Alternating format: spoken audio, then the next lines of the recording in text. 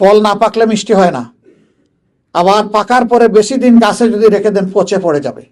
সে প্রথম কোনো একটি দল শ্যাডো মিনিস্ট্রি গঠন করার দায়িত্ব নিয়েছে এবং আমরা করেছি আলহামদুলিল্লাহ। আমরা তাদেরকে ফুল সুইংয়ে ফাংশনে আনা পর্যন্ত আমরা পাবলিকের কাছে তাদেরকে প্রকাশ করব না, কারণ এখানে যেহেতু এটা বাংলাদেশের জীবনে প্রথম, সবাই যে এখানে সাকসেসফুলি আমাদেরকে সার্ভিস ডেলিভারি দিতে পারবে তা নাও হইতে পারে।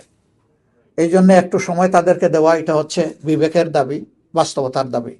আমরা অল্প কিছু সময় তাদেরকে দিব, তাদের ফাংশন দেখব, তারপরে এটাকে আরো রিফাইন্ড ওয়েতে জাতির সামনে আমরা পেশ করবো ইনশাআল্লাহ। আপনারা দোয়া করবেন, আশা করি দেশের জন্য তারা ভালো কিছু করে অবদান রাখতে আমাদেরকে, দেশবাসীকে সহায়তা করবেন।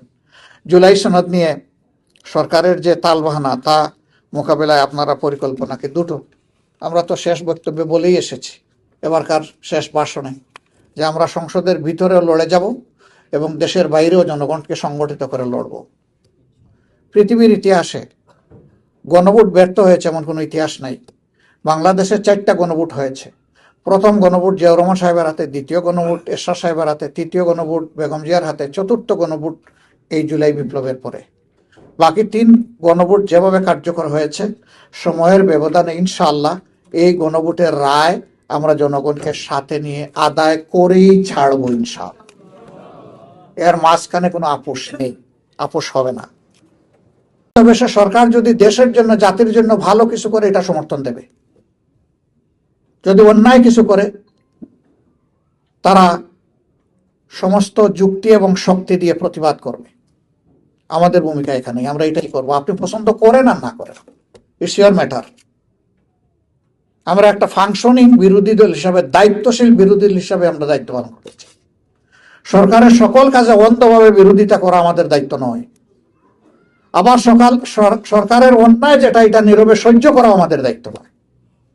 এই দুইটার ক্ষেত্রেই আমাদের একটি ভূমিকা থাকতে হবে, আমরা সেটাই করবো ইনশাআল্লাহ।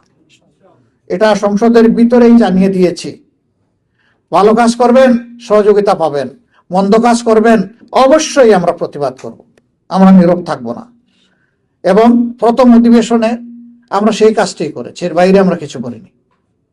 ইনশাআল্লাহ বাকি সময় যদি এই পার্লামেন্ট সাস্টেইনেবল হয়, টেকসই হয়, আমাদের ভূমিকা এইভাবেই এগিয়ে যাবে। আমরা বিশ্বাস করি যুক্তির কাছে, সত্যের কাছে, ন্যায়ের কাছে অসত্যের একবার পরাজয় হতে বাধ্য। ফল না পাকলে মিষ্টি হয় না, আবার পাকার পরে বেশি দিন গাছে যদি রেখে দেন পচে পড়ে যাবে। খেয়াল রাখতে হবে, ওটাকে পাকতেও দিতে হবে, সময় মতো আবার ফল নামাইও আনতে হবে। একটা বেবি তার মায়ের পেটে জন্ম নিবে, ম্যাচিওর্ড হবে 285 দিন সে থাকবে, কম বেশি 10 দিন।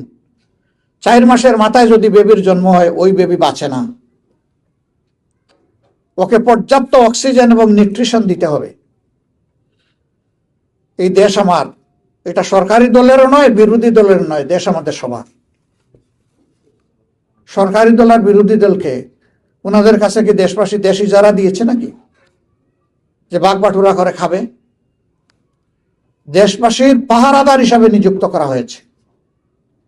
জীবন, সম্পদ এবং ইজ্জতের পাহারা দিবে এই মানুষগুলো, 300 মানুষ।